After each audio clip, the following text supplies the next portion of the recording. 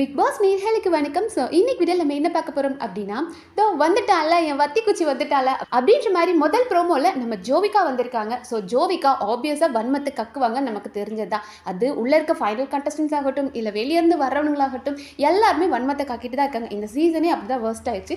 So வந்தவங்களும் அதே தான் பண்ணிட்டு இருக்காங்க. நம்ம ஜோவிகா மட்டும் எதுவும் புதுசாக பண்ண போகிறாங்க, அவங்க ஒரு வன்ம குடம். ஸோ அவங்களும் அதை தான் பண்ணுறாங்க. ஸோ ஃபர்ஸ்ட் இனிஷியலாக அவங்க வந்ததுமே தினேஷ் கிட்ட ஒன்று பேசுகிறாங்க. லைக் நீங்கள் வந்துட்டு இண்டிவிஜுவல் பிளேயராக தனியாக தெரியல, ஒரு ட்ரியோவாக தான் இருக்கீங்க அப்படின்னு.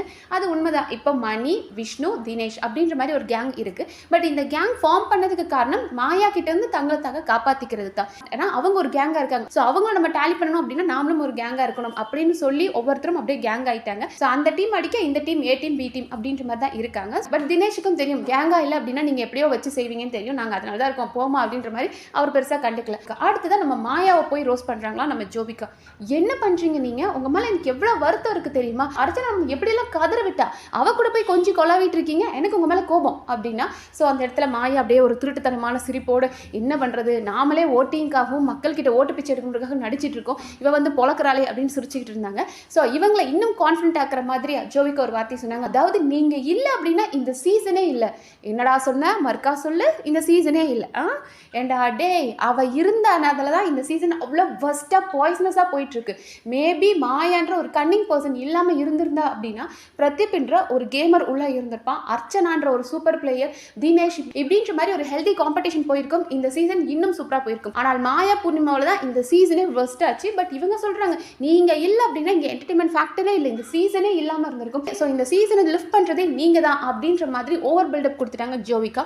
ஸோ நம்மளோட மாயாவோட மனநிலை இப்போ எப்படி இருக்கும்? ஆல்ரெடி மாயா பயத்துல தான் அர்ச்சனா கூட சேர்ந்தாங்க. அர்ச்சனாக்கு நல்ல ஒரு ஓட்டிங் இருக்கு, அவங்களுக்குன்னு ஒரு ஃபேன் பேஸ் இருக்கு. ஸோ அர்ச்சனாவை நம்ம ஏதாவது பேசணும் அப்படின்னா அவங்களோட ஃபேன்ஸ் நம்மளை அடிக்க ஆரம்பிச்சிருவாங்க.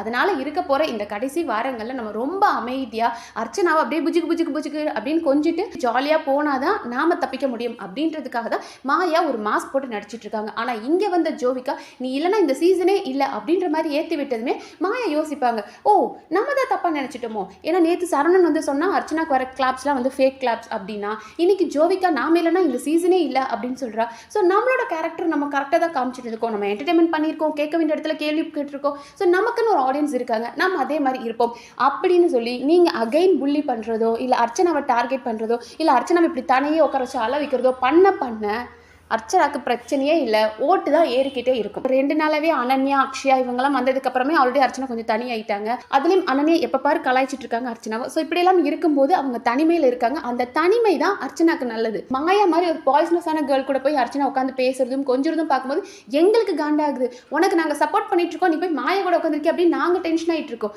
அதனால அர்ச்சனா அழுதுகிட்டே இருந்தாலும் பரவாயில்ல, தனியாக இருந்தாலே போதும், அவங்களுக்கு வெற்றி கிடைக்கிறதுக்கு வாய்ப்பு இருக்கு. ஸோ அர்ச்சனா டைட்டில் வின்னர் ஆகிறத யாராலையும் தடுக்க முடியாது. பட் இப்போ ட்விட்டர்லாம் பார்த்தோம் அப்படின்னா நிறைய போல்ஸ் கண்டக்ட் பண்ணி அதில் மாயா தான் ஃபர்ஸ்ட் பிளேஸ்ல இருக்காங்க அப்படின்றாங்க. ஸோ இந்த பிக் பாஸ் ஓட்டில் ஒரு 10% தான் இந்த சோஷியல் மீடியாவில் இன்ஃப்ளூயன்ஸ் ஆகி வர மக்களாக இருப்பாங்க. ஸோ மற்றது எல்லாமே மக்கள் சக்தி தான். இந்த சோஷியல் மீடியாவை தெரியாதவங்க, நான் இன்ஸ்டாவில் இல்லை ட்விட்டரில் இல்லைன்னு சொல்கிறவங்களும் எத்தனையோ பேர் அங்கே ஓட் பண்ணிட்டு தான் இருக்காங்க. ஸோ சாலிடான ஓட்ஸ் அர்ச்சனாக்கு இருக்கு. ஸோ நீங்கள் என்னதான் அக்கா வெளியே என்னதான் ட்ரைனிங் கொடுத்து பலரையும் அனுப்பிவிட்டாலும் ஏன் அக்காவே லைவ்ல சொல்லியிருந்தாங்க, ஃப்ரெண்ட்ஸ்லாம் ஜோவிகாவோட ஃப்ரெண்ட்ஸ்லாம் வந்தாங்க. பட் நான் ரொம்ப டயர்டாக இருந்தால் அன்றைக்கி நான் தூங்கிட்டேன். அதாவது வனிதாவை பார்க்கறதுக்காக இவங்கெல்லாம் வந்திருந்தாங்களாம், நிக்சன், பூர்ணிமா, அக்ஷயா இவங்கெல்லாம் வந்திருந்தாங்களாம். பட் அவங்க ரொம்ப டயர்டாக இருந்தால் நான் சாரி ஃபர்ஸ்ட் உங்களுக்கு தான் சாரி சொல்லணும், நான் தூங்கிட்டேன் அப்படின்னு. ஏன்னா நம்மளாம் நினைக்கணுமா, வனிதாலாம் எதுவும் சொல்லி கொடுக்கலப்பா, அவங்க வந்தாங்க வெல்கம் பண்ணாங்க, அவங்க போய் தூங்கிட்டாங்க, ஜோவிகாவை பார்க்க அவங்க ஃப்ரெண்ட்ஸ் வந்திருக்காங்க அப்படின்னு நினைக்கணும்னு. பட் வனிதா நல்லா ஏற்றி விட்டு தான் எல்லாரையும் அனுப்பி விடுவாங்கன்றது தெரியும். ஆனால் பண்ணுங்க, நீங்கள் இப்படி ஏற்றி விடுங்க, நிக்சன் ஆகட்டும் பூர்ணிமா ஆகட்டும் யார் வேணாலும் வரட்டும், வந்து அர்ச்சனாவை மறுபடியும் டீக்ரேட் பண்ணி மாதிரி பேசட்டும். ஸோ நீங்கள் ஆசைப்படுற மாதிரி அர்ச்சனாவை ஒதுக்கி தனியாக உட்கார வச்சு அழ வச்சுட்டே இருந்தால் கூட அவங்க ஓட்டிங்க உங்களால் தடுக்கவே முடியாது. ஸோ வத்தி குச்சி மட்டும் இல்லை, வத்தி குச்சியோட அம்மாவே வந்து இங்கே என்ன பேசினாலும் அர்ச்சனாவோட ஓட்டுகளை தடுக்க முடியாதுன்றதான் உண்மை. ஸோ ஜோவிகா சொன்னதுலேருந்து உங்களோட ஒப்பீனியன் என்ன அப்படின்றத கமெண்ட் செக்ஷனில் சொல்லுங்கள். அண்ட் இந்த வீடியோ உங்களுக்கு பிடிச்சிருந்தா சப்ஸ்கிரைப் பண்ணி சப்போர்ட் பண்ணுங்கள். நன்றி.